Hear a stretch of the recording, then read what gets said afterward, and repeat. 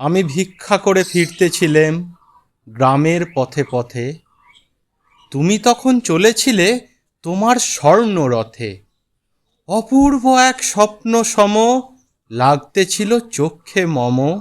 কি বিচিত্র শোভা তোমার, কি বিচিত্র সাজ। আমি মনে ভাবতেছিলেম, এ কোন মহারাজ। আজি শুভক্ষণে রাত পোহালো। ভেবেছিলেম তবে আজ আমারে দাঁড়ে দাঁড়ে ফিরতে নাহি হবে। বাহির হতে নাহি হতে কাহার দেখা পেলাম পথে। চলিতে রথ ধনধান্য ছড়াবে দুই ধারে।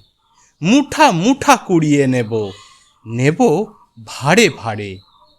দেখি সহসা রথ থেমে গেল আমার কাছে এসে। আমার মুখ পানে চেয়ে নামলে তুমি হেসে। দেখে মুখের প্রসন্নতা জুড়িয়ে গেল সকল ব্যথা। হেনকালে কিসের লাগি তুমি অকস্মাৎ আমায় কিছু দাও গো বলে বাড়িয়ে দিলে হাত।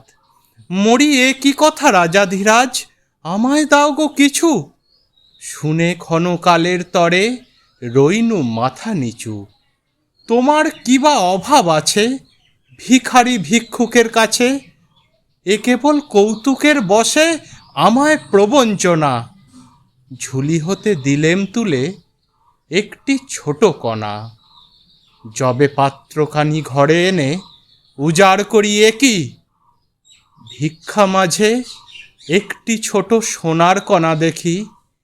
দিলেম যারা আজ ভিখারিরে, স্বর্ণ হয়ে এলো ফিরে। তখন কাঁদি চোখের জলে দুটি নয়ন ভরে। তোমায় কেন দিইনি আমার সকল শূন্য করে।